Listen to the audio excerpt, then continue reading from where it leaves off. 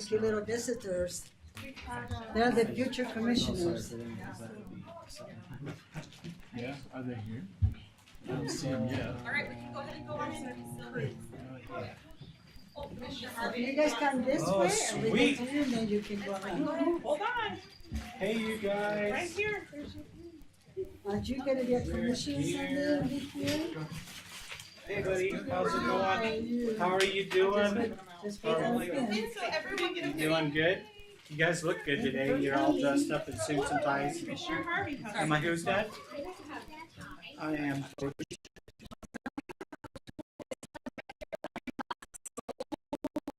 Did your mom work here? Is it raining out there? Mom here. Not yet. Who's your mom? Did you know that? Rosa. No, that's not. Oh, right there. Right there. Is your mom here? Mom. Oh, he did not get one? Here you go. Oh, you did get one. Of course you did. No, I don't even know what it is. No, let's get dry and you put it on. Oh, you know I need a pen. You guys get the law, and we have to You put it on your lips when they're dry. Those are for children. No, you don't want to. I'm sure it's just like,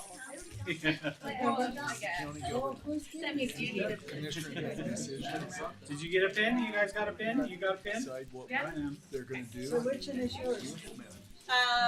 the one in the blue jacket, brown. Oh. Macy Marie. Come here. Totally fits in the family.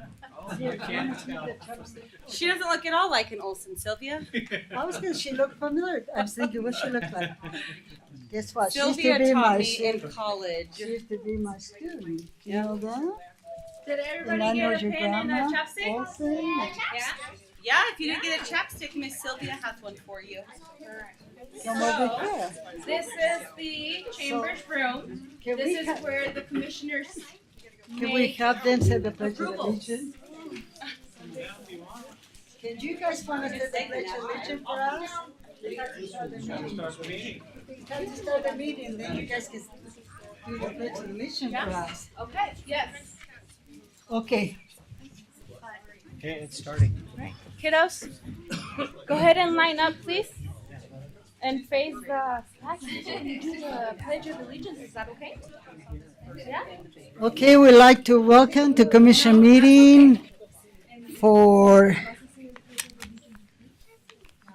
let's see, today, May 6, 2025, and the time is 11:04. So first when it called to order, so we had to call to see who is here. There's 3 commissioners. So call to order. Commissioner Mom here. Commissioner Harvey present. And Commissioner Stubbs, we're here. So now we're going to ask somebody to say a prayer. Do we have a volunteer to say a prayer for us? Do you want to? Go to the microphone and you can say a prayer for us. Thank you. Perfect. Water.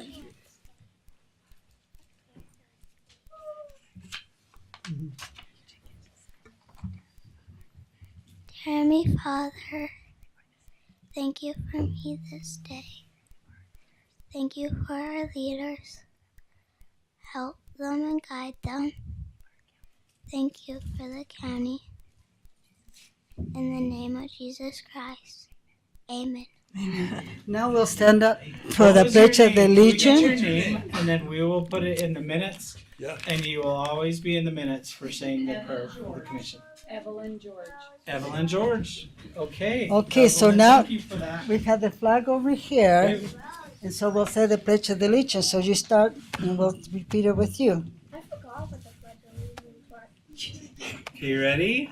Okay, 1, 2, 2, 3. I pledge allegiance to the flag of the United States of America and to the republic for which it stands, one nation, under God, indivisible, with liberty and justice for all. Thank you. Do you know what? Children are my favorite kind of people. I have worked with children many, many years, and I'm just so happy that you guys came. Thank you for coming. Come back again, okay? We'll see you. And thank you, you for guys. sharing your mom with us. She take good care of us. That's perfect timing. That's Okay, we'll Rosa's see you in a little minute. boat, you know. She's so cute. Yeah. Okay, there'll be another class. I need a wheelchair, and then you can push me in the wheelchair. Oh, dear. I guess we'll just wait for him. There's ETA is 11:20. Okay, 11:20. Thank you. We just have the schedule, so I figured I'd take a little time. So, thank you for I'll coming. send that to Thank you. you so much. Thank you. So the next item is conflict of interest disclosure. Anybody has a conflict of interest disclosure on the agenda? I don't have one. I don't know if I need to disclose this, but I do have under the consent agenda a daughter that's a nurse and she has a contract with the county. So I just want to make that. I have no conflict today, Commissioner. Okay. So next we'll take public comment. Okay, for your public comments, we allowed public comments for 3 minutes No, I apiece. just wonder what I did next. If you're wishing to make a comment, just make sure you keep within that time limit, and then this is an opportunity to hear the public, not necessarily have a discussion with the commission, and so don't anticipate that there will be discussion with public comments. This is the commission's opportunity to hear from the public themselves, not necessarily to have a dialogue. With that being said, I do have one individual signed up from the audience. I got a Sergio Cordova. Would like to make a public comment. Come on up. Just state your name and where you reside within the county, and then we will go from there. Okay. Good morning. Good morning. My name is Sergio Cordova. I am here. I live in Blanding, but I'm here on behalf of my grandma, Elisa Lopez. She lives here in Monticello. She's lived here for a long time. But I'm here for she missed her abatement for the taxes that were paid out, like on the escrow, because she has a loan through USDA, and so now her escrow is short, so her payment has doubled, and I'm here to see if I can get any help from you guys. I talked to Yeah. you about it's been about 6 months ago, and that's when I Okay. found out. So our monthly payment is the tax is doubled. Yeah. Okay. I could write a letter to USDA and indicate that she will be a recipient. Typically, we gather all of those, and around late November or December, we or the commission will approve the abatements for 2025, and there are usually 1 or 2 or 3 that relate to prior years that information might have been missed or overlooked, or the individual was had a medical emergency or something like that. So I can gather all that information for her and write a letter on her behalf and see if they'll take that tax off. Okay, because it's been like 3 years since she missed it, Okay. and I don't know if she just didn't see it in the mail, or I don't know if she had to come here to pick it. She's 88 years old, Yeah. and she don't speak English, and Mhm. I just found out about 6 months ago, and she was like, my payment's doubled, like what do we do? And then I went to USDA, and this is what they told me I Okay. had to do. We're just at the beginning of our meeting, but at the end, I could meet with you, or if you want to come back another day, I'll be down in the office on the first floor, Okay. and then I can take your information. All right. Thank you. Thank you. Sergio. Thank Thanks you. for your time. Bye-bye. Is there anyone else in the audience wishing to make a public comment? Yes. You wanted to make a public comment. You're later on the agenda as well. So That's a Okay. separate issue. okay, perfect. Yeah. I have Do you name? Shannon Brooks, Monticello area. I have talked to people that are involved with this already, but I'm talking about it now because I want it to be part of the public record. That's why I'm bringing it up here. Recently, there was a new hire for building official, and in the job description, in fact, I can read that. It says enforcement of building codes. So this is the building official is kind of an expanded building inspector. So enforcement of building codes, that makes sense. But down below, this is in the job description. It's code compliance, investigate and address code violations, working with contractors and property owners to ensure compliance. And I'm assuming that's completely separate from the building inspector side of it. So this is everybody I showed this to and talked to about it. This is an enforcer for the land use ordinance. And I'm just concerned that we had talked to the leadership involved several times about this. Lots of people saying we don't want an enforcer in this county, and it looks like we got an enforcer anyway. And so that's problematic. I told people that I would bring this up and put it on the county record, so I did. Second issue is a permit tech is being discussed for planning and zoning right now. I was in a couple of weeks ago a meeting where we talked about that there wasn't any budget for this, that kind of thing. It appears that this is still going forward anyway. So again, I'm making an issue of public record, kind of a complaint from the public that, you know, are we following? In that meeting that I attended before, it was a county commission meeting, we had department heads from the county concerned about following proper policies and procedures. And I just want to make sure that that's what we're doing. My third issue is this is more of a logistics issue of what we have in place right now.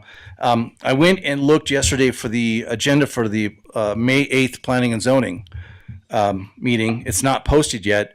Then I went through the bylaws and discovered that for agenda items for that particular meeting, it needs to be submitted the Friday before the next Thursday, right? That's great, no problem. Also, that agenda does not need to be made available to the members of the commission until 3 days before the meeting. There's no instruction on when that should be made available to the public. And so not posting it at all would be legal according to the bylaws, but I'm not sure that serves the public interest. If we're trying to heal some issues we have in the county, we want to get that stuff available as soon as possible. The county commission tends to make the agenda available about a week out, and I'm just wondering if we can do that as well with the Planning and Zoning Commission.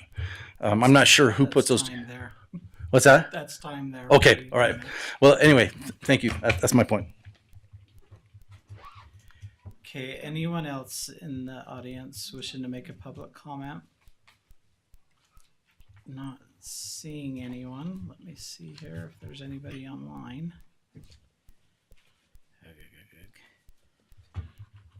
Trying to get my mouse to work. There's nobody online at all other than us. So commissioners, that is your public comment period for today. So next we'll go to the consent agenda. Okay, so continuing on under your consent agenda items, you have, and this is a big one today, you have 19 items on there. As a reminder, if there's anything on the consent agenda that you'd like to have further discussion, we can add that to a business action item for further comments and questions. But what we have today is for item number 1, you have approval of $28,451.35 in small purchases. Can you all see this okay? Let me pop it, blow it up a little bit bigger just in case. Is that better? Okay. A little bigger would even be better. Bigger than that? Go bigger? Okay, let me try. Ooh, There you go. There we Okay, sorry about that. So The first one, you got $5,130 for enterprise licensing for the recorder's office. You have $2,027.37 for a radiator hinge and thermostat kit for the San Juan County landfill. You have $4,960.99 for the San Juan County See and Do guide for visitor services. You have $1,211.46 in harness DPF. This is a for a vehicle there on the road department. You have $7,282.50 on Remen 454 engine and core, and $4,643.73 for aftermarket ranch hand bumper, weather guard transfer tank, and a weather guard saddle box. You have $1,941.60 for Kenworth tractor, and $1,253.70 for a heater air conditioning assembly for the San Juan County Road Department. All those last ones are primarily road department purchases.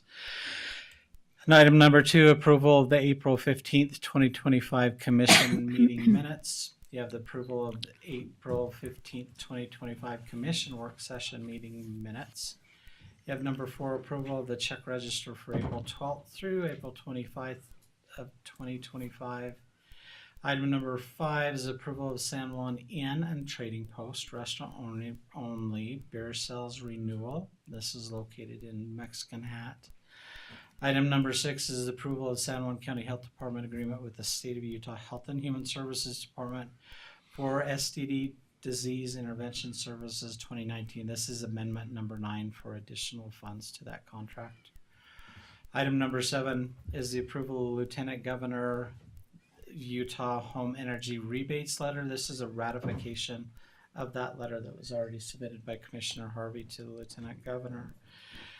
On item number 8, approval of the annual 2025 contract between Zion's Way, and you'll see these kind of repetitive throughout the next of these items, but this is the approval of the annual 2025 contract between Zion's Way and San Juan County for caregiver in-home services.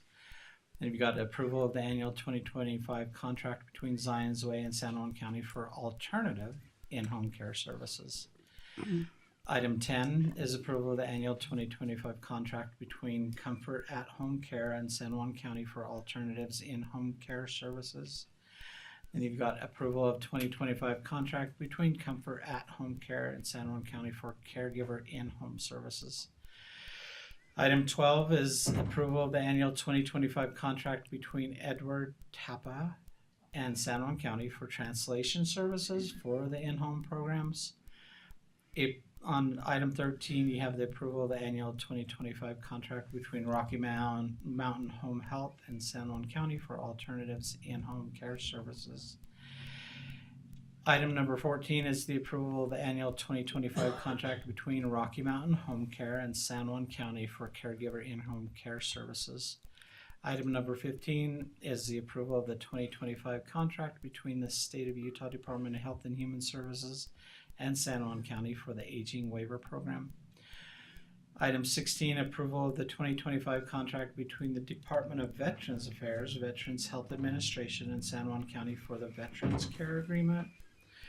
Item 17 is approval of the annual 2025 contract between Sheila Knight, registered nurse, and San Juan County for Medicaid Aging Waiver Services.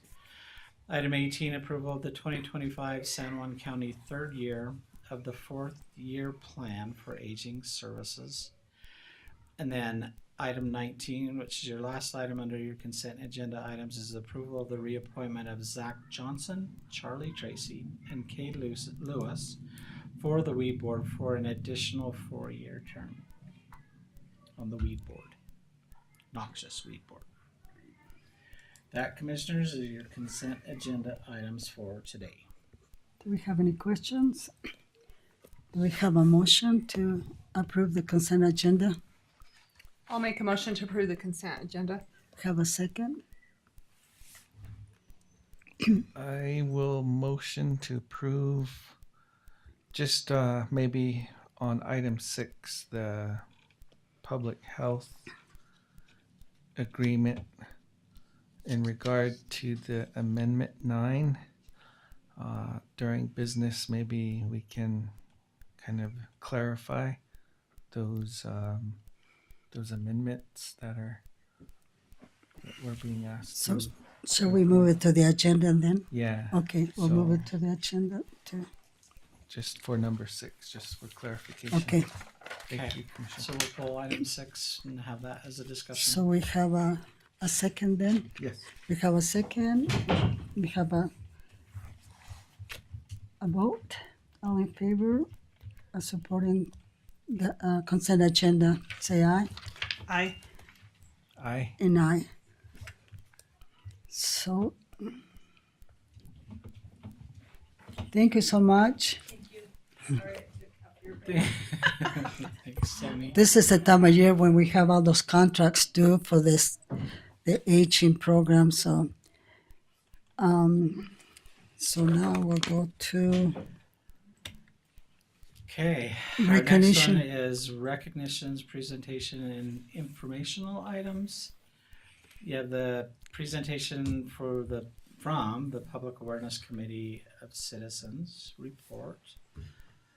Dr. Brooks.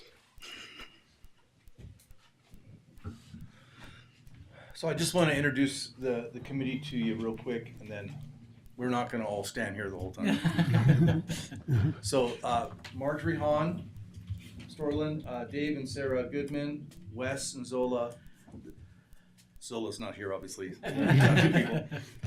Hunt, and then my wife and I are part of this committee, and we've been working together now for since January. Held lots of meetings with the community and done lots of education. We're going to continue to do that. So, right, thank you. thank you so much for your service. Real quick, I want to give a little history, and then Sarah and Dave are going to do the bulk of the report. So we got the idea from the survey to do this survey from the general plan survey that was done in 2018. They're a little bit different. That survey was done for purposes for developing the general plan for the whole county. The survey we've done, I'm calling it unofficially the LUDMO survey, or the Land Use Development Survey, a little bit different. In the original survey for the general plan, there were 100 respondents. 61 of those were from Blanding and Monticello, 39 from unincorporated. In this particular survey, the count stands right now at 236, and we're leaving it open, so we can still go online. And they're all from unincorporated. So we have nobody from cities in this survey. That's a huge distinction in terms of the questions we're asking and what we're trying to gather, and they're going to go through and give you all that data. So please do it. Yeah, let's do that. Oh, thanks. Thank you. Thank you.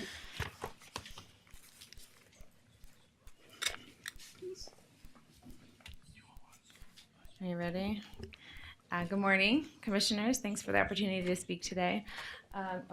We're Dave and Sarah Goodman. We live in unincorporated Monticello, about 7 miles outside of town. And we're here today not just as concerned citizens, but as a representative voice for unincorporated San Juan County residents. We'd like to review real tangible data we've gathered over the last several weeks. Residents responded to a detailed survey about their vision for the future of our land and our lives here, and their voices deserve to be heard. So before I begin, I'd like to briefly share the background behind the survey that we'll be referencing. This effort was entirely organized by our committee, who have contributed over 100 hours and spent only about $500 total to gather these valuable insights. As of today, like Shannon said, 236 unique survey submissions, all from residents or landowners in unincorporated San Juan County. In front of you, you have the full packet of survey results, but we'd like to draw your attention to the 4 most compelling findings that we uncovered. Before we talk about policy, we need to talk about language, because in this conversation, one word is doing a lot of heavy lifting, and that word is rural. Everyone says rural, but the meaning depends on who's speaking, and that matters. And that difference in definition isn't just semantic, it's shaping policy and potentially misguiding it. And our data shows that rural doesn't mean neglected, it means intentional self-reliance. We asked the community directly what definition of rural best applies to San Juan County. The results split almost evenly between two community-grounded ideas. 50% say that it means a county or large areas of county with low population. 46% said it means large acreage agricultural areas or homesteads free of urban services and qualities. In both definitions, you'll notice a common theme: space, freedom, and minimal services. But here's where the tension lies. Decision makers often use a different lens. To some in government, rural simply means not urban yet, a blank slate, a space to be planned for, built up, or eventually annexed into something more modern. And that's not what the people are saying. In fact, only 2% of survey respondents said that rural areas should be places for municipalities to expand into, and that's a fringe view, not a foundation. And what about urban? We asked that too. The majority, 70%, defined urban as any place with concentrated neighborhoods, utilities, paved roads, and services. Only 13% said that a city needs 100,000 people to be urban, and another 14% pointed to high-density cities like Salt Lake or Denver. So what does that tell us? It tells us that the community sees urban not as a population count, but as an infrastructure footprint.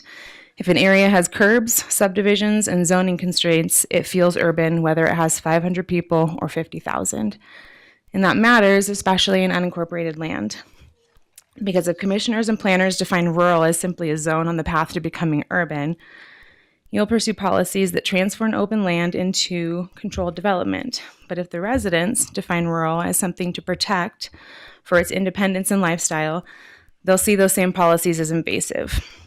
It's not just a difference in opinion, it's a difference in worldview. Before you vote on any ordinance, especially one affecting unincorporated land, we urge you to pause and ask, are we using the same dictionary as the people we represent? Because if we're not, then even our best intentions will be misunderstood and worse, resented. The second finding seems to be a crisis of representation and communication. When asked directly, do you feel represented in planning the county's future? An overwhelming 73% of residents said they feel dissatisfied. That's nearly 3/4 of our community feeling ignored in the very process this ordinance is supposed to reflect. Only 2 or 3% said they feel satisfied. That's not a margin of error, that's a mandate to stop and listen. Even more revealing, when asked, is San Juan County following its general plan, 58% said, I don't know, and 38% said no. This signals a deep disconnect between the county's leadership and the public's understanding or trust in how land use decisions are made. If the existing plan feels invisible or ignored, why would we expect this new ordinance to be any different? One especially telling data point revealed that nearly 79% of respondents do not currently receive San Juan County's email notices. This underscores a vital opportunity for education and outreach. If residents don't know about the tools available to stay informed, how can we expect meaningful engagement? Making signups more accessible, simplifying the process, and ensuring visibility of these communication channels could go a long way in strengthening connection and trust. That's good. Thank you, Sarah. All right, now let's talk about what we have seen in our survey as what matters most to the unincorporated residents. This first one is a finding we're calling freedom to thrive, homestead businesses as the heart of rural prosperity. In the multi-select question asking what is the most important future development for San Juan County, the top 3 responses were less government regulations at 81%, more protection of citizen rights at 73%, and more homestead family businesses at 45%. With 89% of the population or the survey respondents responding that agricultural zones should allow for more micro enterprises. These answers send a powerful message. People are not asking for more zoning constraints, more oversight, or more bureaucracy. They're asking for autonomy. for the freedom to work their land, raise their families, and build livelihoods without the unnecessary red tape. And when it comes to homestead family businesses, this isn't just about lifestyle. It's about smart economics. Allowing homestead businesses on agriculturally zoned private property isn't just a nod to tradition. It's a practical, scalable economic development strategy. In rural counties like ours, where access to commercial infrastructure is limited, enabling residents to operate businesses from their land removes a major barrier to entry. It reduces overhead, eliminates commute costs, and supports localized economies. From market gardens and artisan goods to repair shops and home bakeries, these enterprises don't just support the family that runs them, they circulate money within the county and increase community resilience. For many families in San Juan County, that could represent 20 to 50% of their total income, a lifeline that doesn't require federal assistance, but local permission to earn. Moreover, these businesses require no major infrastructure investment and can scale responsibly without compromising the rural character of our communities. They also cater to tourism, agriculture, and local service gaps, all vital sectors for our area. To restrict these enterprises under sweeping land use policies is not just short-sighted, it's economically counterproductive. Supporting homestead business is a low-risk, high-return strategy to empower our rural economy. And next, there was one other last hot-button topic that's been discussed a lot, and it's surfaced again in this process concerning the county's consideration of hiring a code enforcement officer. What we learned is that citizens want partnership, not policing on their private land. At first glance, this may seem like a simple administrative decision, but in the context of what our residents have shared, it becomes far more significant and far more problematic. Let's start with the trust. As Sarah mentioned before, 72.5% of the respondents feel dissatisfied with how the county is involving them in the planning for their future. Over 38% believe that the county is not following its general plan, and more than 58% aren't even sure what our plan is. Again, people feel unheard, disconnected, and skeptical of the direction the county is taking. And yet, into that environment of distrust, we would introduce enforcement. Hiring a code enforcement officer right now doesn't look like a neutral step forward. It looks like increased regulation, increased surveillance, and a further departure from what people are asking for, which according to this data is less regulation, more autonomy, and the ability to live and work freely on their own land. A code enforcement officer directly contradicts that message. This will come to nobody's surprise, but when asked how important are private property rights in San Juan County, a whopping 99% of respondents responded with very important. So this risks turning good citizens into violators, not because they're acting in bad faith, but because the ordinance hasn't been crafted in good collaboration. And then there's the question of cost. Is this really the best use of taxpayer dollars, especially when public trust is already fragile? 87% of citizens surveyed do not agree that the county should pay someone to seek out and enforce all land use violations. What would it look like to spend those same funds on community outreach, on education, on permitting support, or on small business development? We should be investing in building relationships, not cracking down with citations. We should be inviting people to participate, not giving them new reasons to feel policed. So based on this data and the common sentiment, the community does not believe hiring a code enforcement officer at this time is a responsible or effective use of public resources. In closing, this ordinance as written doesn't reflect the voice of the people. It complicates instead of simplifies. It restricts instead of empowers, enforces instead of represents. And most concerning, it sets a course for development the community clearly does not support. Now is not the time to push this forward. It's time to pause, revise with humility, and invite true community participation, not just 3 minutes of public comment.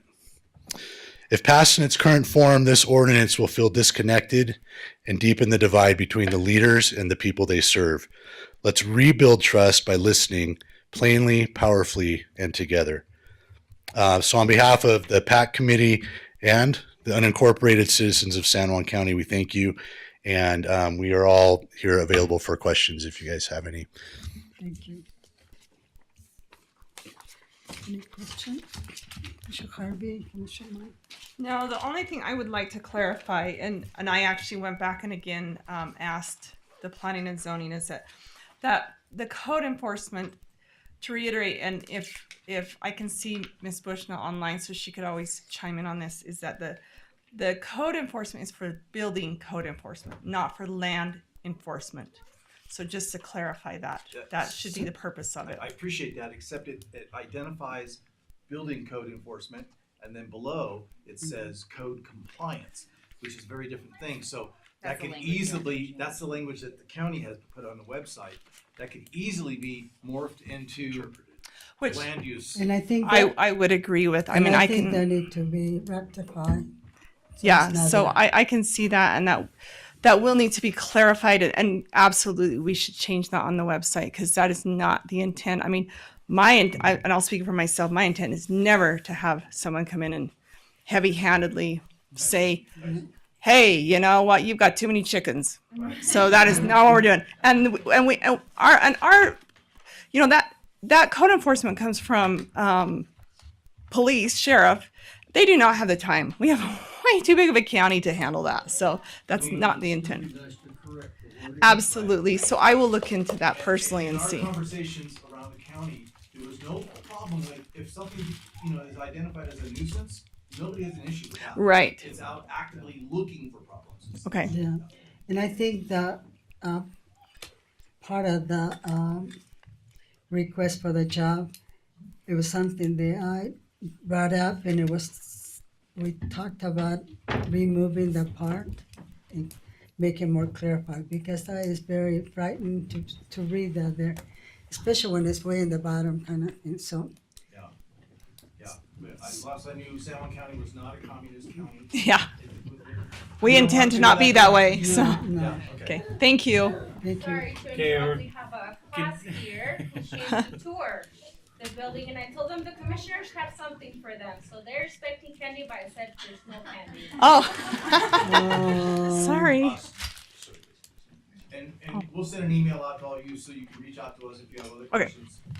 Later, we'll get that out to you. Thank you. Thank you so much for your time, and to all of you. You guys given lots of your precious time to help us, and we appreciate your help.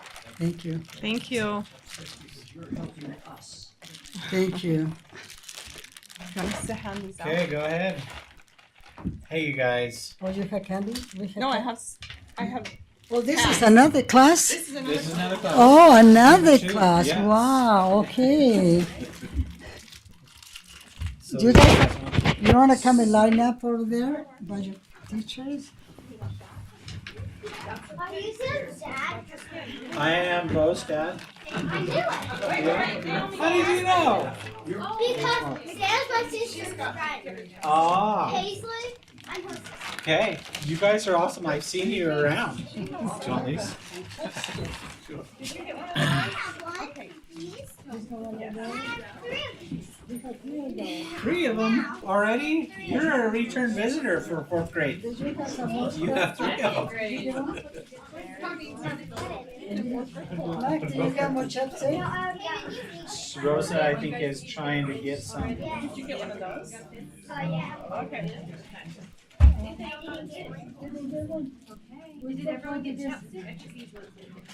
I can give one. Oh, there's one. How many more? We need 2 more? I think that is.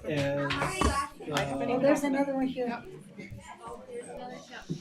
You got one more? I think Rosa's grabbing some more. In my office, there's. Well, thank you. I didn't know that we have more groups. Oh, there she is. She's got, right there. She's got all the chapstick you can want. Just don't eat it. You can't leave it.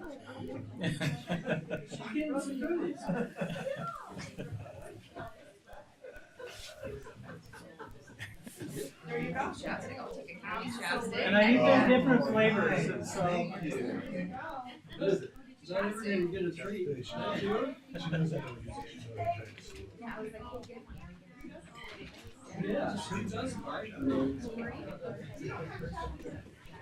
You never know if one of those little children that are here, someday their name may be in a plaque in the wall. So, very possible. That was so helpful when you enlarged that. Okay. Yeah, that is so nice. I'll make sure it's- when I was sitting. I'm like, I can't see. It will go back and Especially in forth. planning and zoning, you can't hear and you can't see. So, You have to zoom it every time the screen changes. Yes, every time the screen changes, I've got to zoom it, and so just let me know.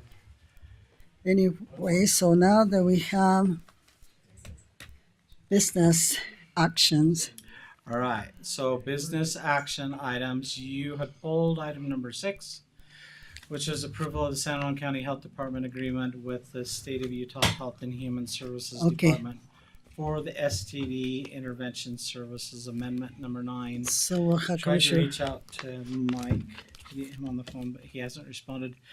What this is an increase of the amount of awards. So this is a $1,667 increase to the contract. So if you go through the contract, the total amount of funding that we received over the years is $197,643.33.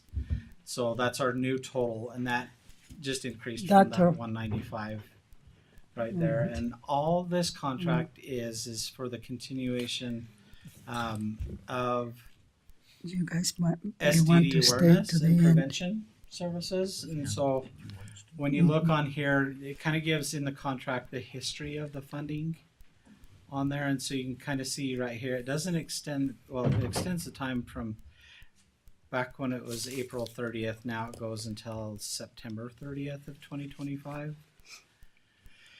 And so you kind of see the historical progression of this contract. We're at amendment number 9. It began in 2019 and it's kind of been incrementally increased over the years. I did some quick research with the help of Google. In here, it kind of states that San Juan County has the highest rate of primary and secondary syphilis in Utah at 13.1 cases per 100,000 people. So when you take into account our population, that's approximately 2 cases of syphilis, or about 0.013% of the population that has that. Now, those numbers are just for syphilis. It doesn't include numbers for chlamydia, gonorrhea, or HIV, which this prevention can also cover under the contract. These sexual transmitted diseases are also kind of a precursor to cancer at an older age. And so it's definitely a concern to try to get as much prevention and awareness out there as possible so that you can avoid potentially those long-term effects leading into cancer and ultimately death. Commissioner And so, Harvey, do you want to add anything to that? is there anything that I can try to answer No, for you on the fly? that's helpful. It's a funding increase. Every little bit matters. It looks like it expands it to September 30th On Right. the time period. on the time period. So that's good. Okay.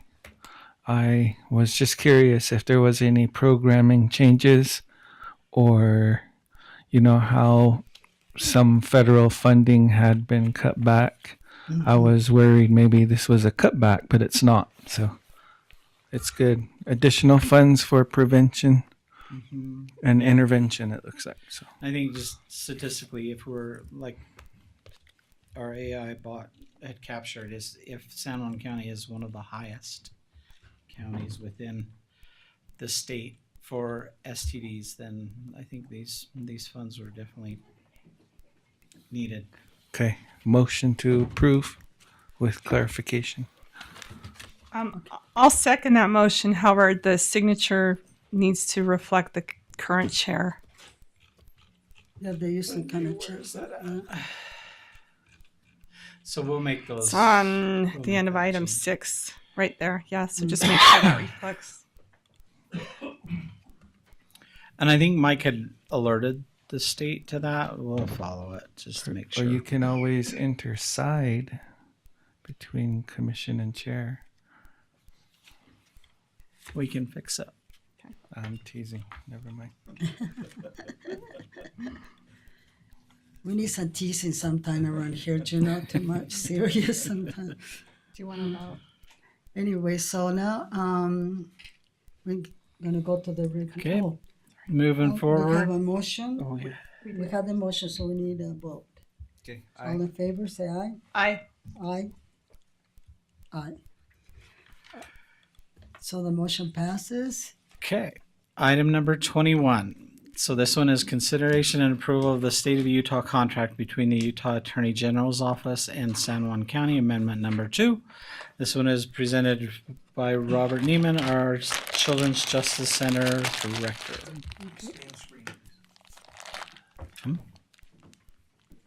This one here? Can you see it? Oh, okay. Just keep on reminding me because it's going to bounce back and forth. One more. Okay. I think you guys are getting old or something. I know. I can't see. No.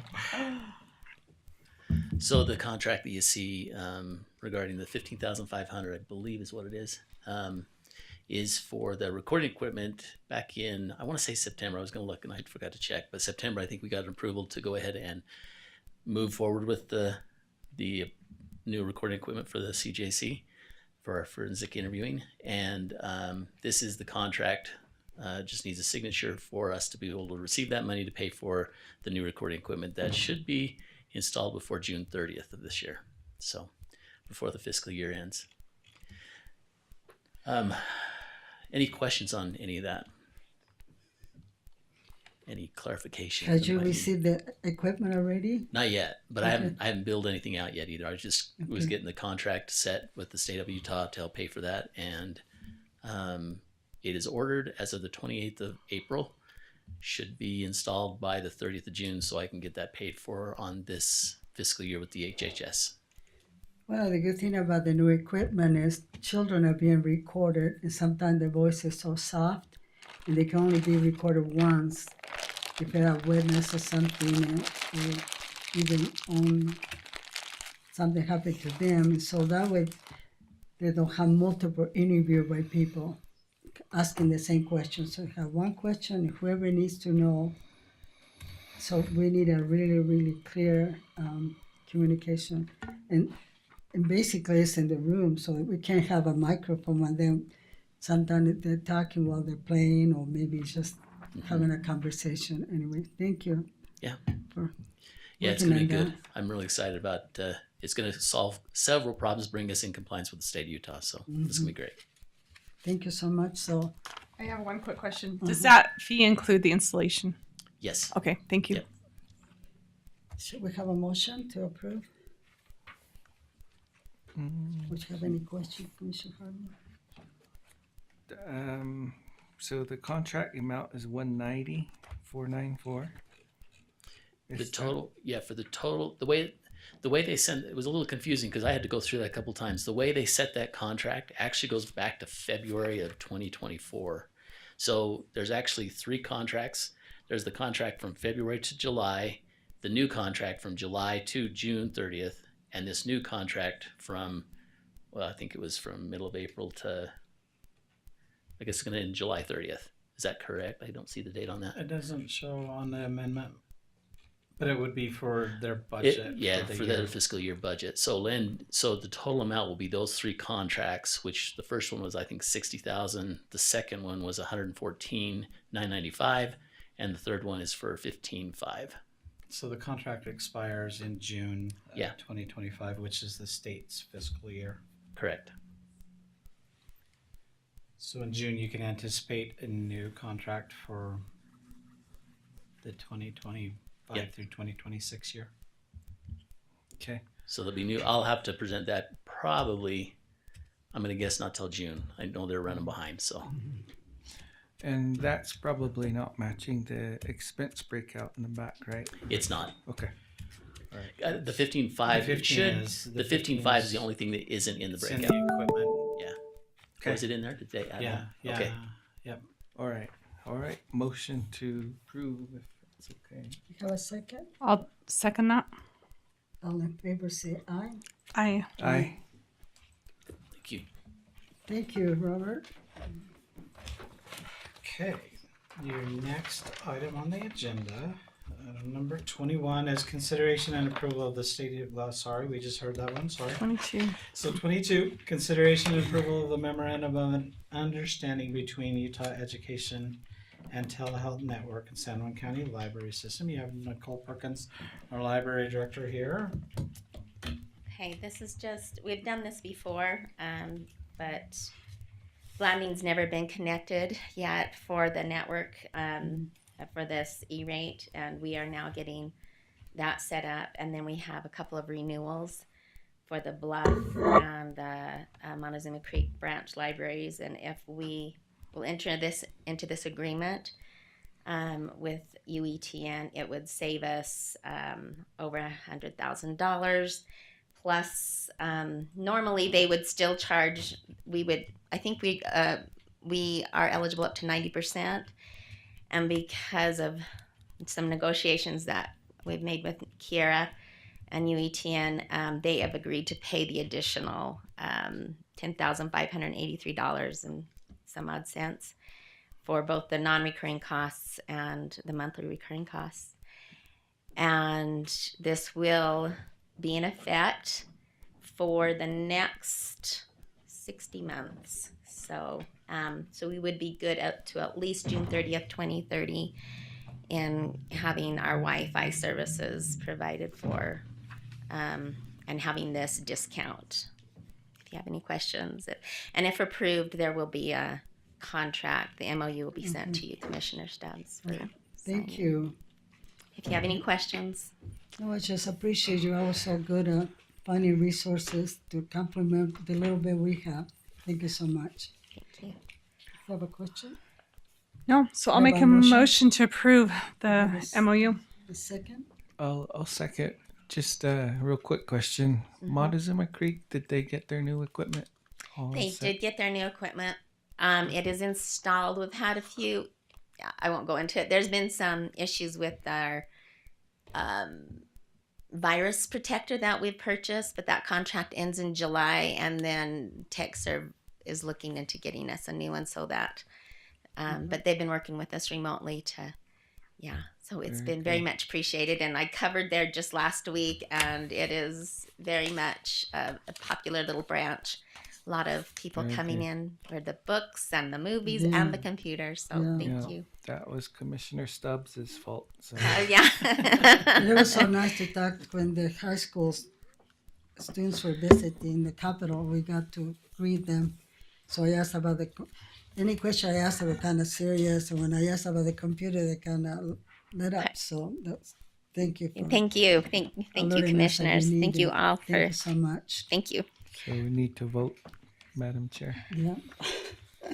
Okay, we have a motion. We have a second. All Aye. in favor, say aye. Aye. Aye. And aye. Thank you. Thank you.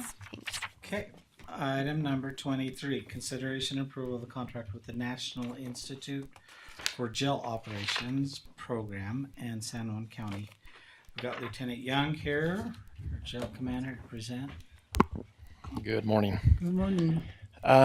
So that I can make a really long story long, or I can make it short. Or you can make this long story shorter for us. I'll make it as short as possible. So for years and years, the Utah Sheriff's Association has had an agreement with,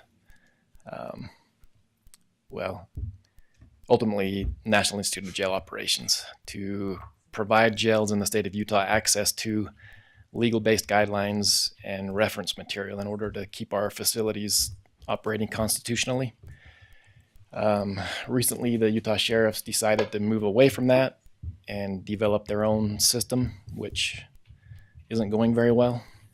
But in order for me to keep our facility running correctly, I need access to this material so that I can keep our policies up to date. I will not have the time or the ability to do this legal research on my own. And this organization has it all put together. Easy access for me so I can update and write new policy. I write and update all of the policy for the operation of the San Juan County Jail. And without this material, I won't be able to do that. And currently, this is the only organization in the country that has this type of legal resource and database. It's becoming very nation. It started in the state of Utah, and it's spread all over the country now. On page 7, I believe, you'll see there are 2 different costs that I'm looking at. One is a monthly expense, but they will bill us. I've asked them to write an invoice through December of 2026. And then the second cost is a national accreditation. This is important for me that I can have outside experts come into the facility, look at everything that we're doing, and either make recommendations or help me make corrections if I'm not doing it correctly. It's good to have an outside set of eyes. And you also know me that I don't like to come and ask for things if I haven't found a way to pay for it. And I've got an agreement with our inmate phone provider, communication provider, to pay this expense. They'll invoice me. I'll pass the invoice to the company, and they'll pay it for us. So, Sounds good. long story short. So one question on the accreditation program, is that a one-time fee? Yes, that's a So one-time. that's a one-time, and then the other one's the monthly cost. It is, but Okay. they'll bill us annually instead of paying that $230 a month. They'll bill us out through December 26th. And then after that, 2026, then do we have to continue, or now you have all the materials, or how does that work? We'll have to continue. Okay. And that'll be an annual expense of just a little over $22. $2,000. Okay. All right. Thank you. And I guess as a side note, as far as that accreditation is concerned, you'll see on there that the date of 2027. Uh-huh. We'll pay for it now, but we won't do that accreditation until our new facility's done. I didn't want to get inspected and accredited to something that I'm going to change all my policies and procedures for next year. So we're going to push that date off to actually do that, but we'll pay for it now. Okay. Thank you. As I was reading this, I keep repeating some places. I thought, haven't I just read this? It was kind of late, and so I keep thinking, well, anyway, but this looks good, and we appreciate all you do. Thank you. For us, and so, do we have any question, Commissioner? No. Do you have a motion? Motion to approve. Second. And all in favor? Aye. Aye. Aye. Thank you. Thank you so you. much. Get that All you do. invoice. Okay. Thank you. Thank you so much. Just keep going. All right. Item number 24 is consideration and approval letter to the San Juan County School District for Monument Valley and Montezuma Creek Fire Station lease. We've got Fire Chief David Gallegos here to present this one. Buenos días, buenas tardes, buenos días. Buenas tardes. Thanks for having me. This is, even though it's showing everything we're going to do in the future, is basically just a question to the school district to see if they want to keep the lease on the land in Monument Valley, or if they want to pass it on to the Navajo Nation. Depending on that answer, then we'll make a contract and then we'll sign it, saying if we're going to keep the lease or sign it over to the Navajo Nation. Thanks, Jens, for doing this. You're welcome. Thank you. You mostly wrote it. You gave me the details. So basically, we just need a signature agreeing to go and ask the question. And then we do the following decision after we have Right. the answer. Well, Okay. behind this, the Navajo Nation approached us several months ago about the possibility of taking over these 2 fire stations. They're all within the Navajo Nation, and they also helped us during the time of its creation get the equipment, the building, and things like that, the property. And so at the time, the county entered into a lease for the fire station in Monument Valley. and we're still trying to figure out the lease in Montezuma Creek. It's part of the school district property there as well, but yet we've operated the fire station on there. With the Navajo Nation wanting to take those over, that's something that we kind of encourage as well, especially with jurisdictional concerns. Is like we're operating a fire system. The Navajo Nation wants to operate it on their own. We're concerned when we go down there and fight fires, well, who's liable if something happens? And so this kind of helps that liability, get us out of that liability issue and jurisdictional. And kind of a champion too for the Navajo Nation. We typically have the staff there are citizens within those communities, and as you look at training and things like that need to take place within those fire stations, response time, it's really up to those citizens at the local level to be responsive. And so it makes a little bit more sense for them to operate and control their own destiny when it comes to fire. But with that, because we have this lease with the school district and the fire station, it's like, well, do we continue that lease forward under the San Juan County umbrella and then just sublease to the Navajo Nation? The terms of that lease agreement don't let us sublease to anyone else. And so the question really to the school district is, are you okay with us subleasing it to the Navajo Nation, or would you like us to get out of the lease altogether and then have a lease directly with the Navajo Nation and the school district on their own? And so that's kind of what this letter represents to the school district is help us through this. And so with that, in here, fire chief has gone through and kind of given a value to the equipment.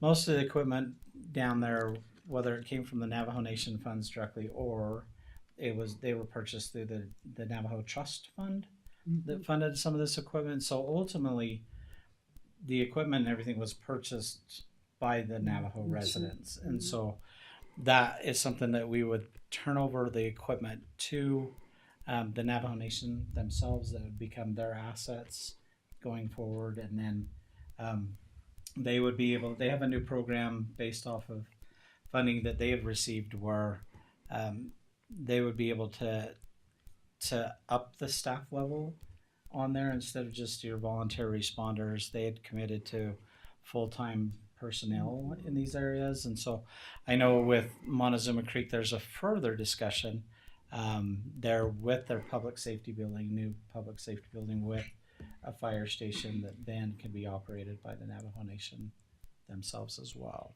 So I'm missing anything in there? That's exactly what I was going to say. Okay. Did you have a preference? What do you mean? I can tell which one I would prefer, but do you have a preference about just giving it all, or still have control from the county, or?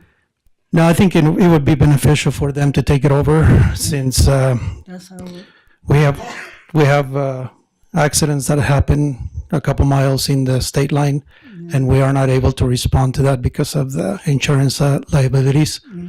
So I think it would be a good thing for them to take it over. And I don't think we would be completely out. We, if they need us, we can still help them out in whatever way we can. So. Well, thank you. Any questions, Commissioner Harvey? Any questions? Okay, do you have a motion? I'll make a motion to approve.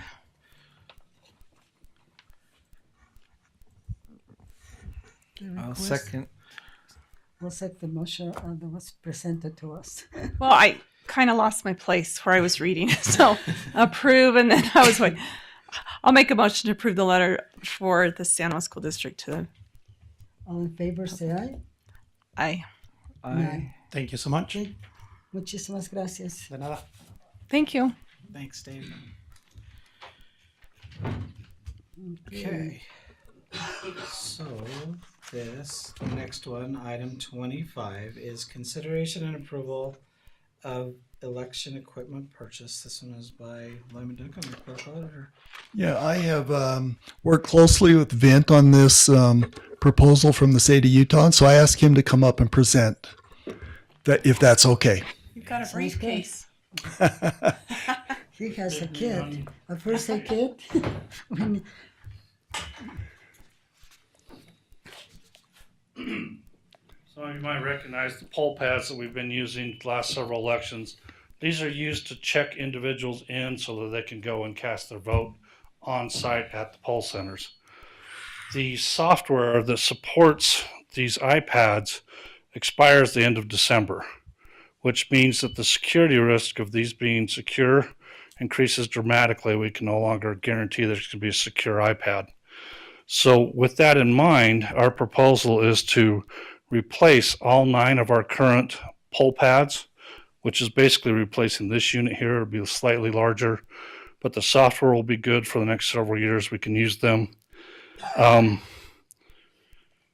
you can see, the cost there is $4,600. The Lieutenant Governor's office is willing to reimburse that amount. There's actually a little bit more money available. With that money, we're looking to purchase 2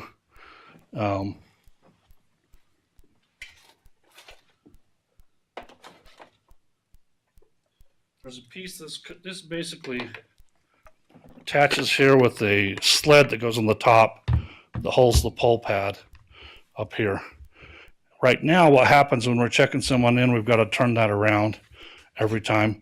It works and it's fine, but the company No Ink has produced a new product that just allows you to, your poll pad sitting up on top of a device that just literally just flips over to the customer. It flips back and forth. I think they're $135. We're buying 2, one to replace one that we need to replace, but one to try it and just see what it's like with the municipal elections this year. If it works successfully, we'll look at replacing some of the others, but the main item is replacing these 9 iPads that are not going to be supported by the company anymore. Thank you. Any questions? So what do you do with do you just toss the old ones, I assume? I'm not sure. How do you dispose of those? We haven't been had any direction from the state, so we'll follow up with that question because there's a lot of information that has gone through. There is, and it's kind of protected collection, so it more than likely just destroyed. That's what I'm Be destroyed. still That's hoping what there's I'm a process or procedure. Just we're saying, not. so. We won't put them on eBay or anything. So we'll give Russia All right. Surplus sale. Or unless you can wipe them clean and, like I said, surplus them. So I don't know. I'm sure they've got a process you have to follow. So, okay. Anyway, in a motion, you have a motion? I'll motion to approve. Motion to approve. We have a second. Okay, I'll second. All in favor, say aye. Aye. Aye. Thank you so much. Thank you. Thank you. Okay, your next item on the agenda is consideration and approval of the proposed naming 2 rock formations. You have Buck's Balancing Rock and Mammoth Arch located along Beef Basin Road in San Juan County. We've invited Shelby Burkin, the geographic research analyst for the U.S. government, to be here and present this. Basically, it's kind of an interesting process when hikers are out and about and they find a formation, whether it's an arch or whatever the case on this one here, it's the rock formations. Individuals have the ability to name them themselves. And so with that, they approach the U.S. Board of Graphic Names. If those arches or those structures don't have a name yet, then they're entitled to naming them. But they always send the approval back to the local municipality, local jurisdiction for approval on those names. In the past, as we've seen arches come through, former commissioners have recommended changes to the names. We've seen arches that now have the Dene Bazad names to them, representing the Navajo language for that arch, especially if it's something that's prominent and already known in the county that's not named. And so with these here, they had sent us the information on the names and the individual who would like the names, who come up with the names, as well as the images of where they're at. and what they look like.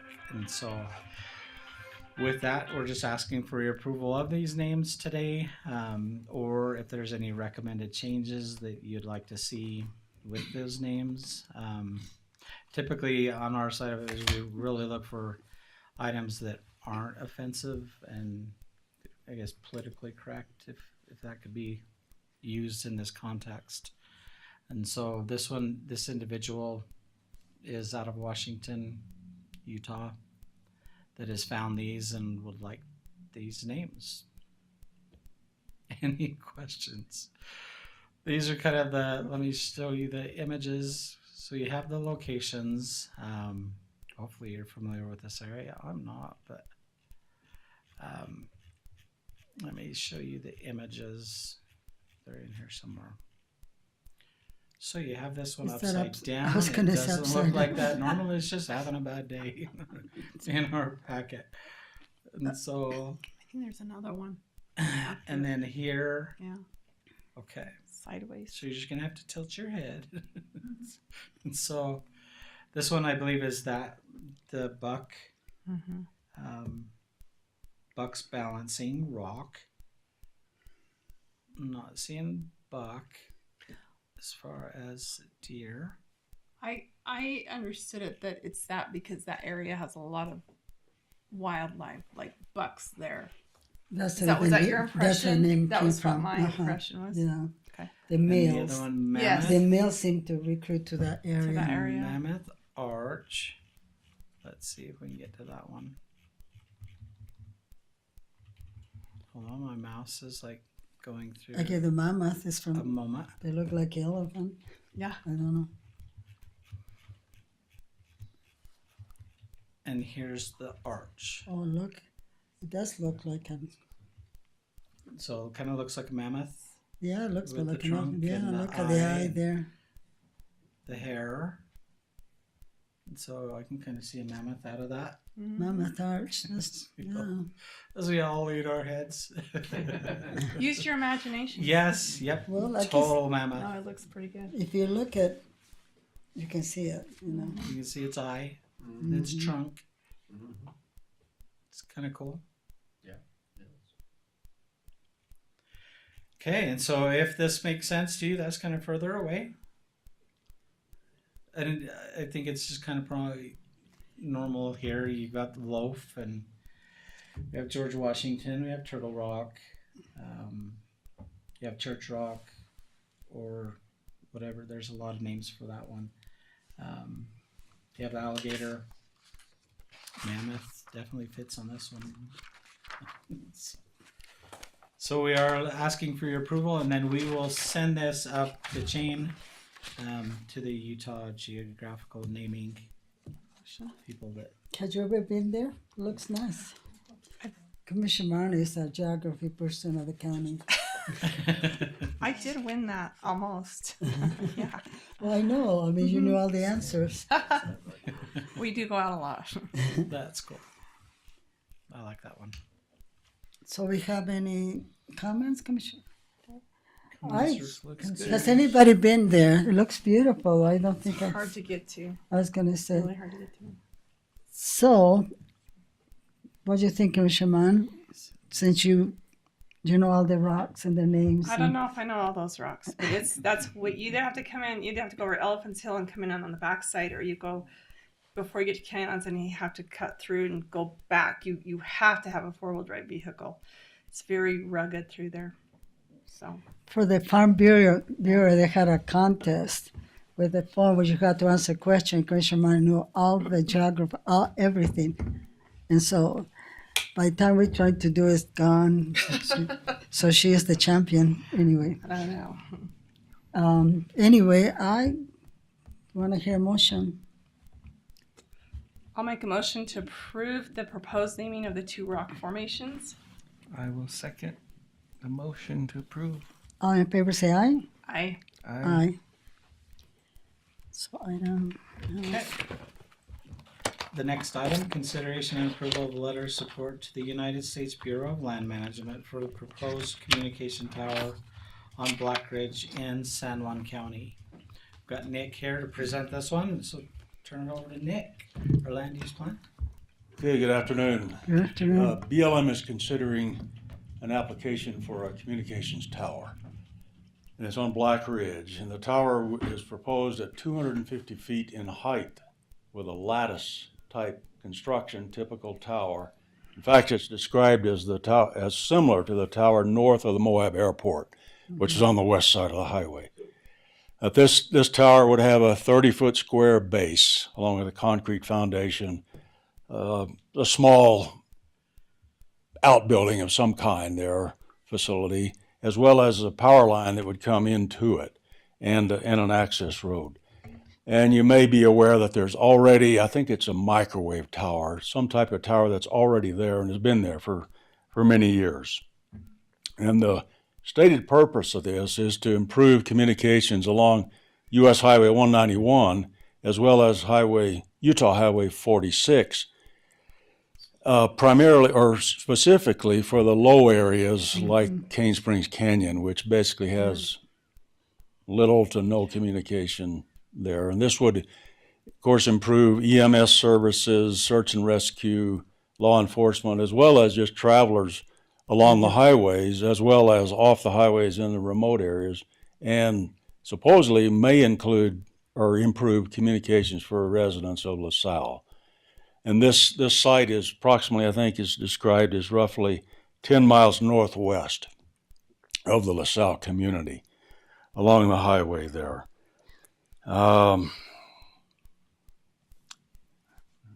One alternative to the 250-foot tower is a 150-foot tower. And I think this alternative is there because of the differences in visual impacts, the visibility of a shorter tower compared to a taller tower. The proposal is consistent with our San Juan County Resource Management Plan, specifically in the Pipelines and Infrastructure section, which has an objective, and the pertinent part of that objective is that power lines, communication lines, and other infrastructure would be present to provide electric power and telecommunications services to meet current and future needs of the county. So the letter before you is a letter of support for the 250-foot tower, which would maximize improved communications in that area. So the letter is open for your consideration. Do you guys have any questions? No, I think it's good. I mean, the more technology we have, like artificial intelligence and other things, it's nice to be prepared. Plus, it helps search and rescue to find people. So right. Thank you so much. And we have a motion. So I'll make a motion to approve the letter of support for the communications tower at the 250-foot level. I second the motion. We have a motion and a second. All in favor say aye. Aye. Aye. And aye. Okay, Thank you so much. Thank you. Good.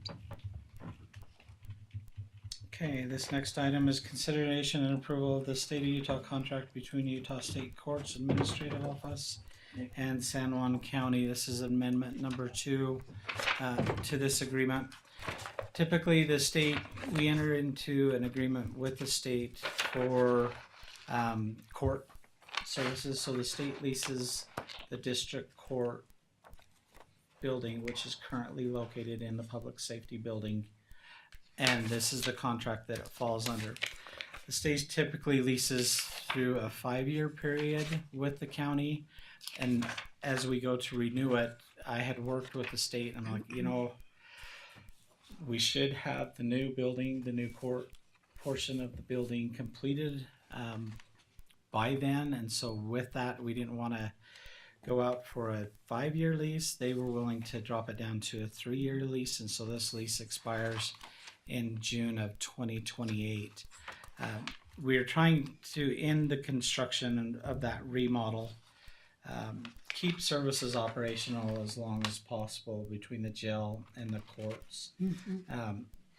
Kind of the schedule that we're looking at right now is if we build the court portion building first, then we can move the courts out and then utilize that space for the jail remodel side of it. And so we have in our meetings, our construction design meetings, we've invited the state courts to those meetings. They're typically pretty attentive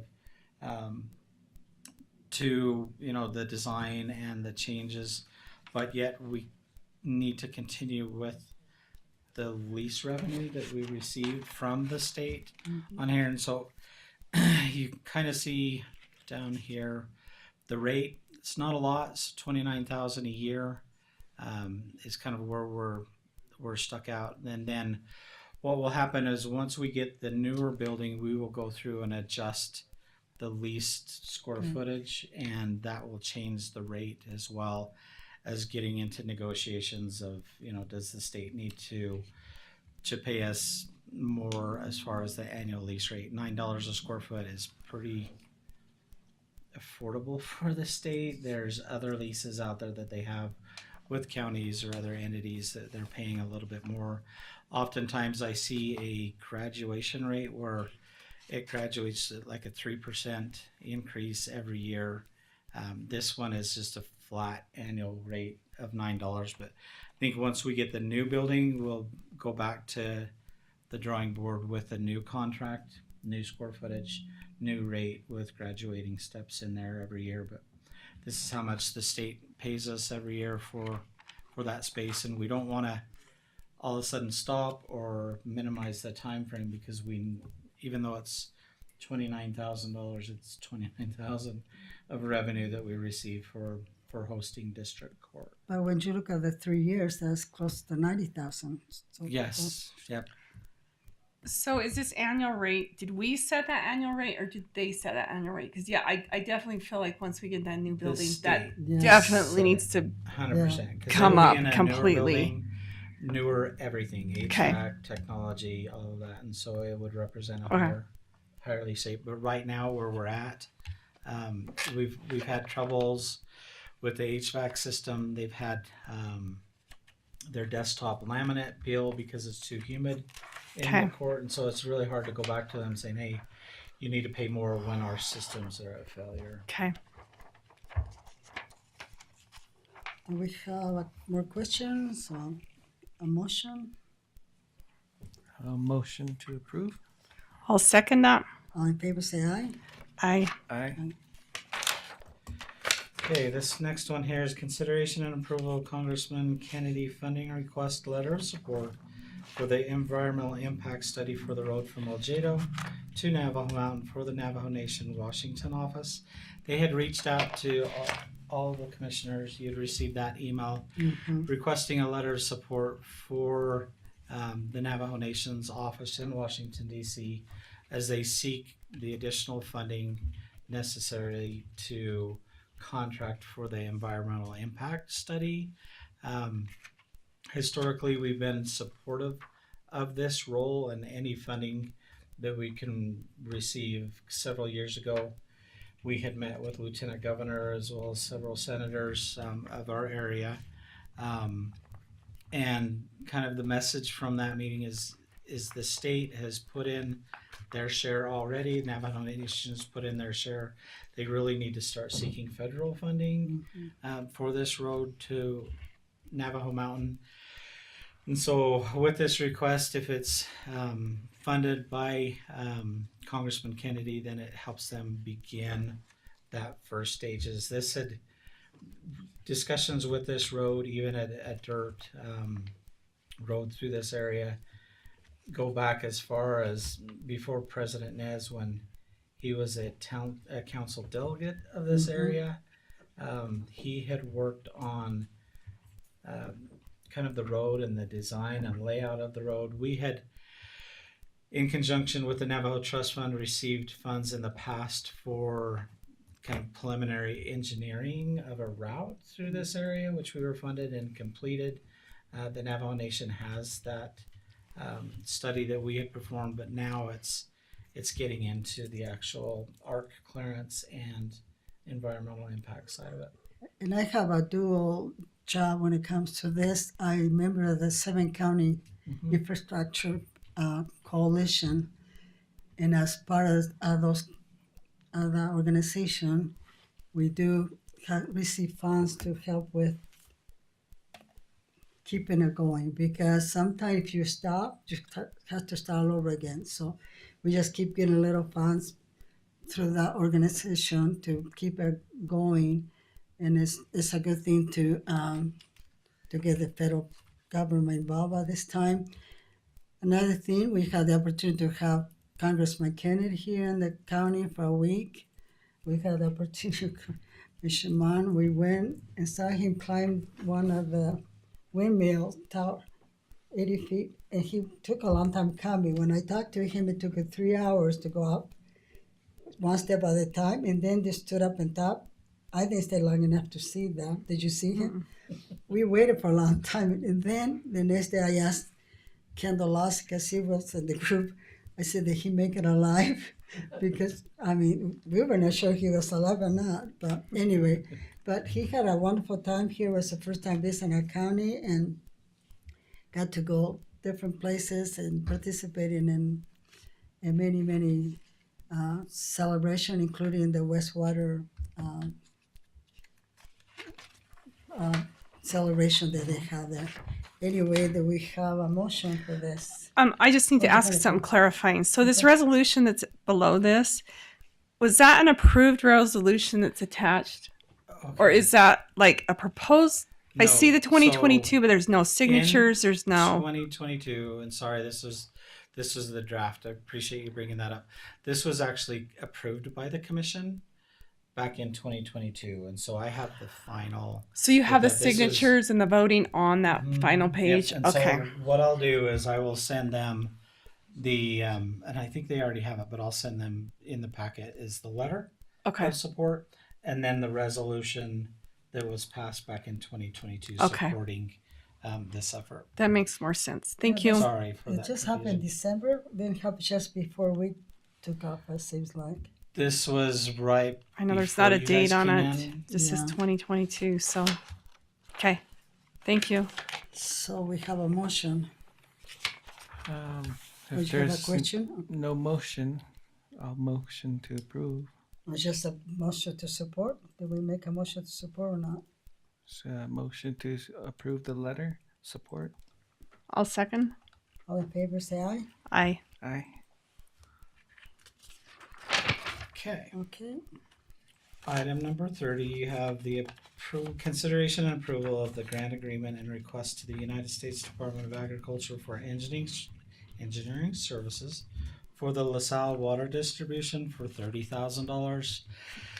This one here is an application that we've made with the assistance of our engineering firm that's been helping us on the LaSalle water project to the USDA for additional engineering services so that we're trying to get this as shovel ready as possible and to finalize the costs for this type of system.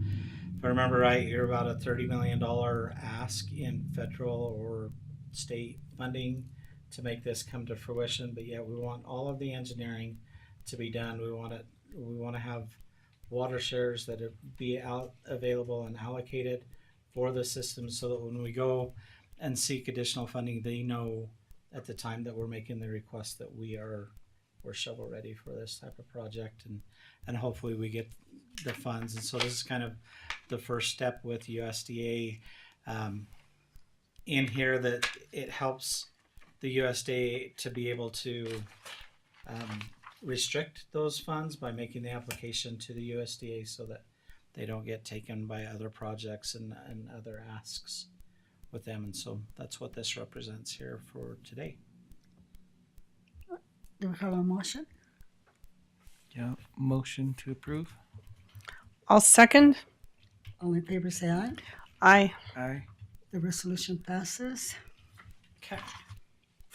And then let's see, now we go into our public hearing. The public hearing we've got for consideration and approval of a rezone of a portion of the Lisbon Valley mine from industrial to mixed use. You have Kristen here, our planning administrator, to present this one. Do we need a Motion to move into public hearing mode.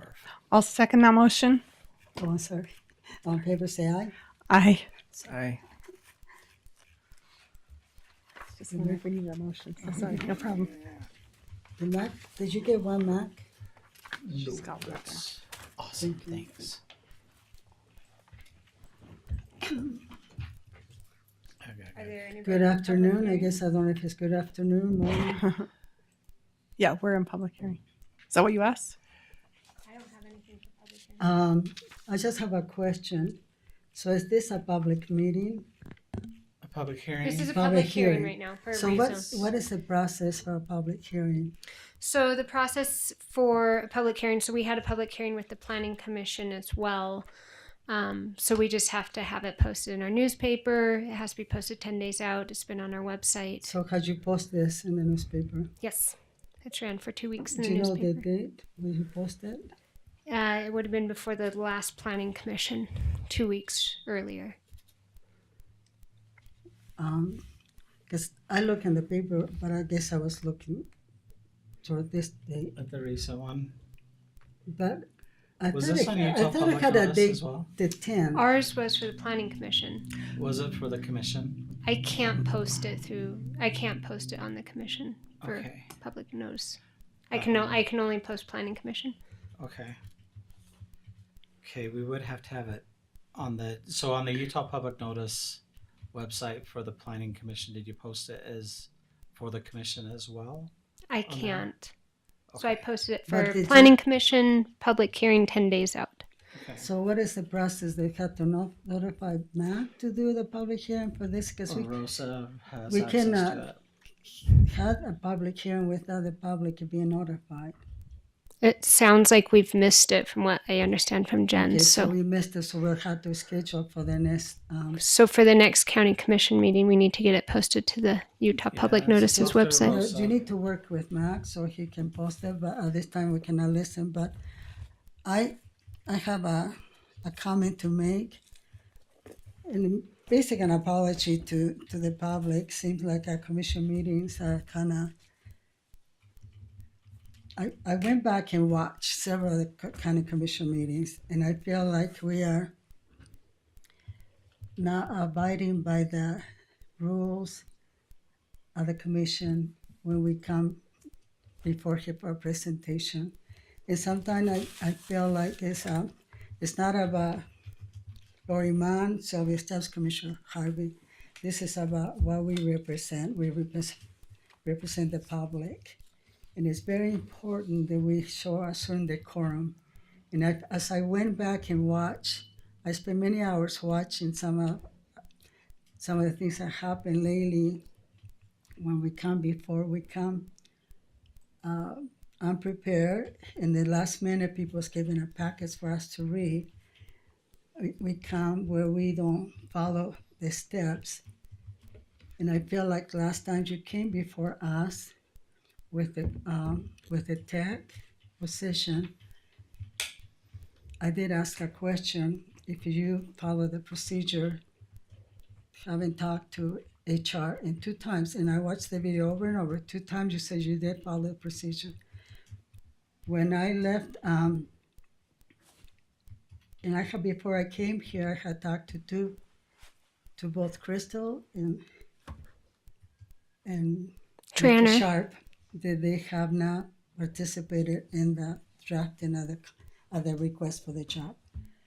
So because of that, and I'll do this as a chair, I'm gonna reject that proposal indefinitely for now. And the reason I'm doing that is because not only feeling like we are coming to the commissioner not respecting the order of things. We do have, our organization has HR, we have an administrator, we have commissioner. And so, and the other reason that I'm doing this is because when we were at the legislature, we were talking about things that were coming down the road. And one of the things they talk, and usually it's a shock and awe, because they're already working at it. And there was a shock and awe when they heard it. I don't know if Commissioner Harvey was there. I don't know if he heard it at some point where they were talking. Somebody came to visit with Commissioner Harvey, so I don't know if he heard it. I don't know if you Matt probably heard it. They were talking about one of the legislature. They had a congressman and a senator. They talk about what's coming. They were talking about housing, and in housing, they're having lots of problems approving permits, and it's getting so complicated. So, and because they say this, I know they're in the making. The making are now having, what, how they put it? They are considering doing away with planning commission at a local level, whether it's county or municipality. They'd explained kind of the background of the cost behind it. It costs developers right now, and especially when we're looking at affordable housing. One of the comments that they made is, here we're trying to get affordable housing, yet our planning commission processes and the regulations that we're imposing are so arduous that it's about $30,000 increase per home that these developers have just getting through the planning ordinances and systems itself. And so they're considering next year passing or moving forward with legislation that does away with planning commission altogether and putting it back on the shoulders of the elected legislative bodies. And so, and the senator that was speaking in the previous session, he was talking about energy. So right after that conversation, I invite him to come to San Juan County and visit Energy Fuel. So he'll be in the community. So when he is here, we can ask further question what that means. But because of that, every time the legislature pass a bill, it's not because they plan it that year. They've been working for 2 or 3 years. And when they give you the shocking now, tells you this is what we're going to do, it's just a preparation, so we are not, what? So it's coming, and so because of that, and so you can work with Mac, we can put this for public. So in your rejecting it indefinitely, the Planning Commission did do proper public notice, and they have recommended it for your approval. And this is for a staff housing development. And so what I hear you saying and what you're deciding on are opposite ends of the spectrum. You know, if this happen, then we end up with three staff in that department, so we don't know what the rules gonna be. So we had to start figuring out, you know, how we. So when you get your new person, you guys can figure out, you know. So I'd like to isolate it to this rezone request for Lisbon Valley Mine. no, she's referencing the permit tech, and we can talk about that one. Yeah, we can talk. This one here, and so you're, just as a reminder, you're in public hearing for this zoning change, and so where it wasn't publicly noticed, really, we couldn't make a decision today on this. Yeah. So I don't know if you want Kristen to present everything here. Either way, we're going to have it represented in our next commission so that we can properly notice. I think we're 10 days within the next one. But it seems to me like the neighbors, everybody should have a right if we're going to decide to make a change in zoning. Correct. And so on this one, if you want her to explain it, she can explain it, which is typically the process is we have what is presented, and then we open it up. You've already made the motion to enter into public hearing. We can open it up to the public to hear if they have any concerns with this, or we can close the public hearing, table the item, and then we can discuss it's really not on the agenda for so the permit. So if we put as a public hearing and the paper said this is what came before us, the public can still comment. I mean, you know, this is something we will support, but it's just. We did not receive any public comments from the Planning Commission from public hearing. Yeah, no, or this email. This is basically trying to follow the rules. And I think, at least for the Planning Commission, we did. Yeah, but we are here different than that. So maybe I would like to explain the project so that if you have any questions before public hearing, we could address those before the next meeting. You can explain. Okay, this is it, your staff report. So the proposal was put in by Clint York with Lisbon Valley Mining. There's the parcel numbers there. This is at the mine site, so it is completely surrounded by federal lands. It is a mixture of Sitla leases and other leases for this mine site, and it is up in the very top. It would be your top right corner, Mac. That little blue square, it's very small right there compared to the rest of the mine site. And the main purpose for this rezone, because all of that area is industrial, obviously it's a mine. The main point is to allow this to be multi-use for on-site staff housing. I've worked with Clint York for several months now. They're going to have very tight restrictions out there. It's essentially a man camp, bunkhouse style housing, and you can see some of those examples in your packet. They're setting extremely strict rules on quiet hours, no alcohol being allowed, no guests being allowed. You are still basically on the job site, and so that level of professionalism needs to be involved out here. The need for the housing has been very critical. They cannot get enough workers to move in. They really need somewhere where people can crash for 3 to 6 months while they figure out how to move the rest of the family out here, where to buy a house.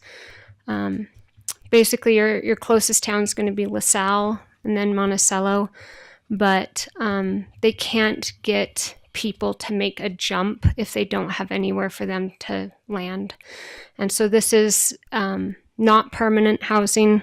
This is a rotational housing option for people to come in, get the job, get established, and then in 3 to 6 months find their own apartment or their own place to live. There's a lot of considerations with doing it right on site. The roads out here are really bad during the winter, so this puts people right there. They're not driving. They're working late hours, they're working long hours, and so it's a much safer, responsible decision rather than making them drive back into LaSalle about 45 minutes on a dirt road that's bad. And so it would just be that small parcel. They've done a lot of environmental considerations with wind patterns and even view sheds.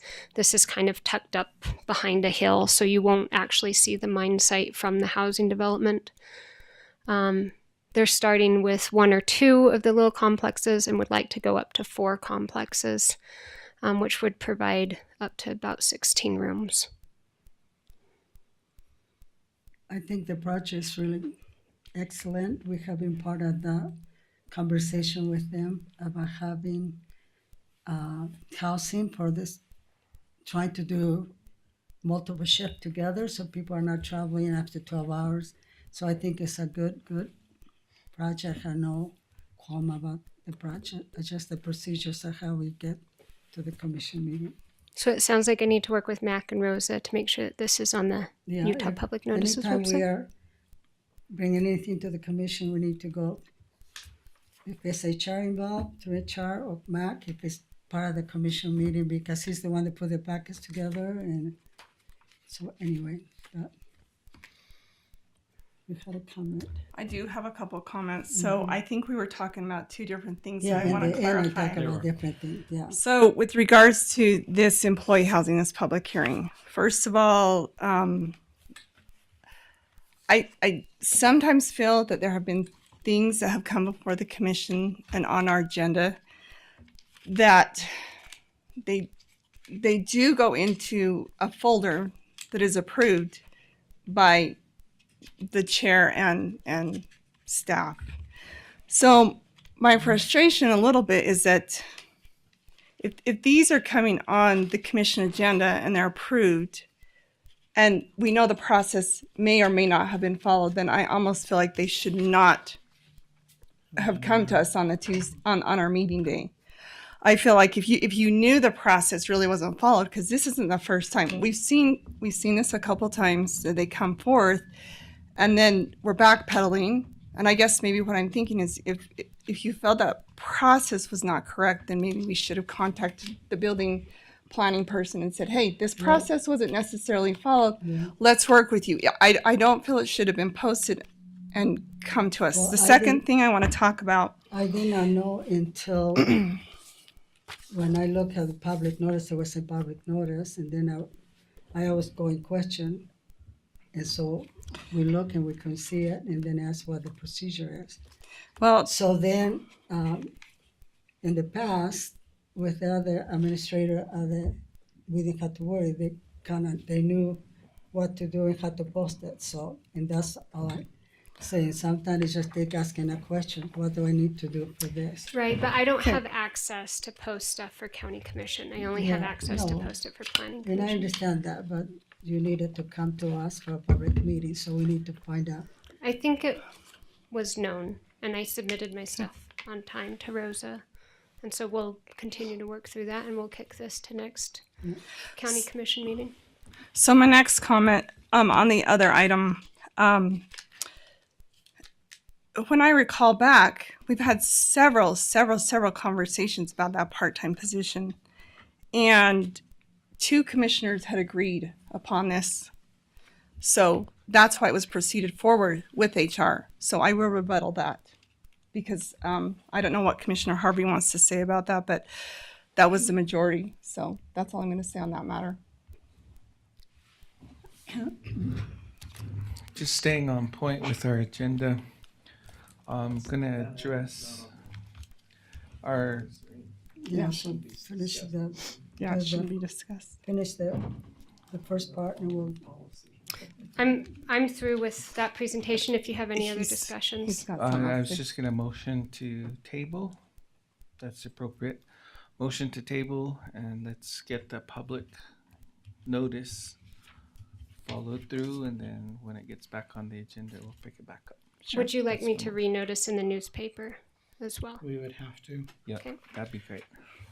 Newspaper website and then Utah Public Notice. Did you mail out to the adjacent property owner? There's no adjacent property owners. You're surrounded by federal lands. Okay.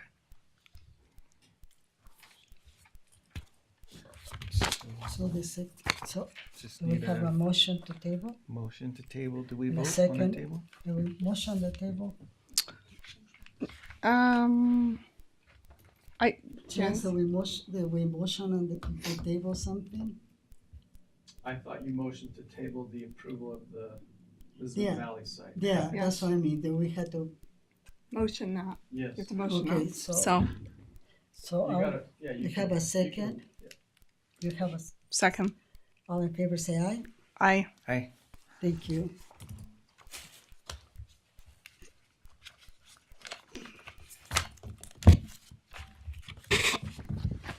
Okay. Jump back up. The next item on your agenda is the commission reports.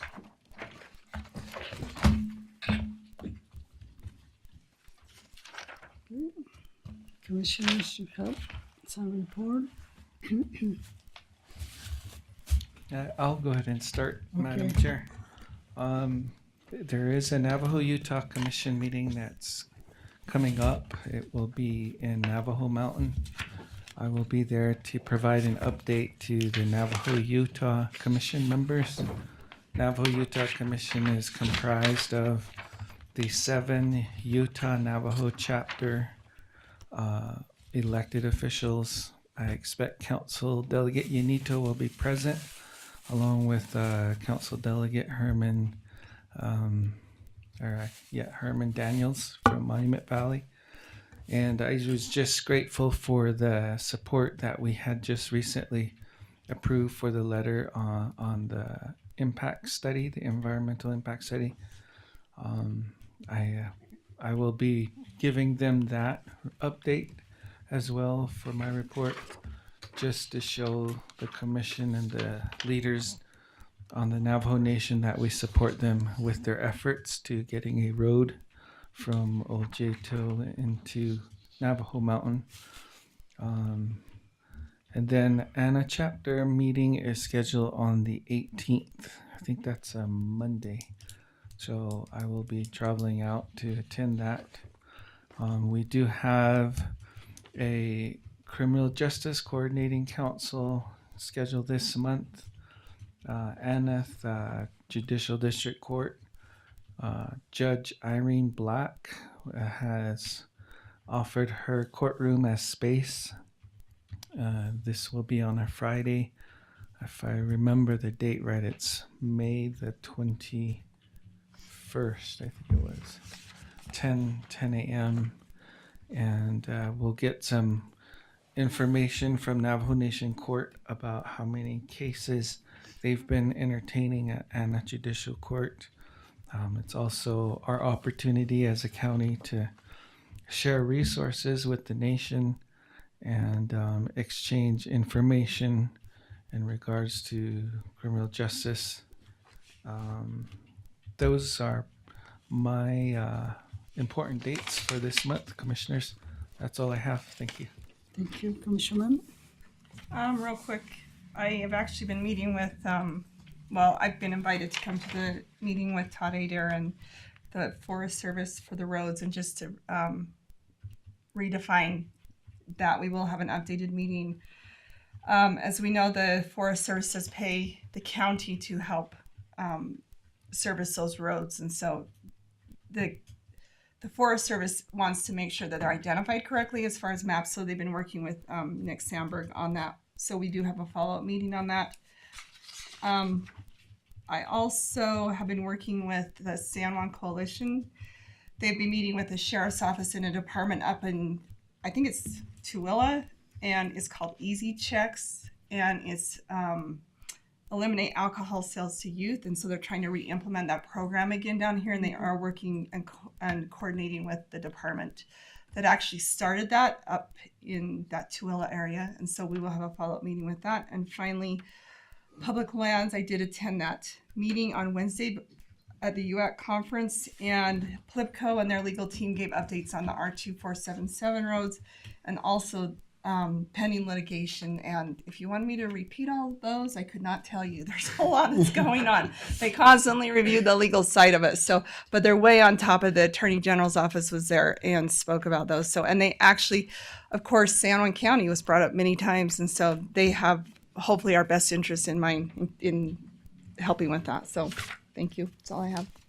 Okay, for my report, we have been busy 3 weeks. One of the things, the biggest event we have was with wastewater. They got water 2 years ago. They got electricity, and it was having been neighbors as with the college. Many of the students came from that area, and it was so nice to have their meeting.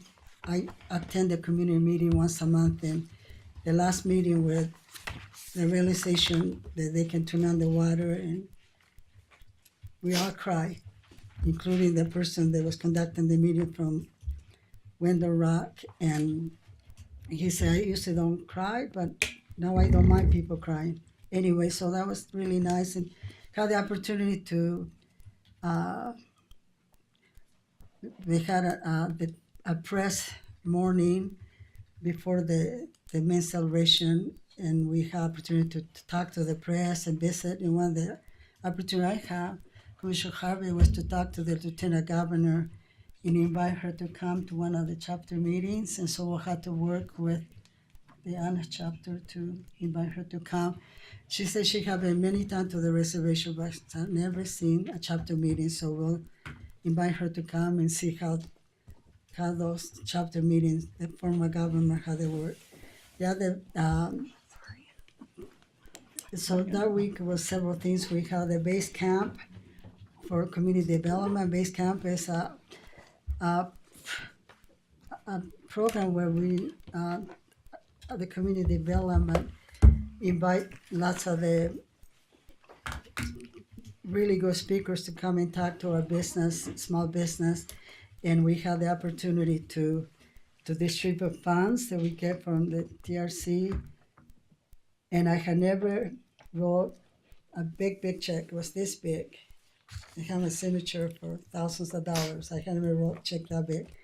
anyway, it was very exciting to see the people's eyes as they announced they're gonna get some opportunities to help with their business. And along with that, I've been trying to find out the supplemental money to help them stretch the money. Hopefully something will come through for that. And this week I'll be going to the 7 counties, and the 7 counties right now we have big projects going on. One is with oil being moved from the Uinta basins all the way to the Gulf of Mexico. It's not Gulf of Mexico anymore. It's Gulf. Yeah, Gulf of America. Anyway, so that is very exciting because some people are military children. I am a railroad child. Papa used to work for the railroads, and I just would love to see a railroad through San Juan County. So if that becomes happen, it'll be easy for us to be able to make it happen through San Juan County, where we can move goods out and in, and people probably can travel. Anyway, so I decided there's lots of things happening, and again, I wanted to just tell the people that we are going to try to figure out how we can make our commission meetings where people can be prepared and take it seriously, the things we represent here. So with that, I just say thank you for being here. We have one more motion. Motion to adjourn. All in favor say aye. Aye. Aye.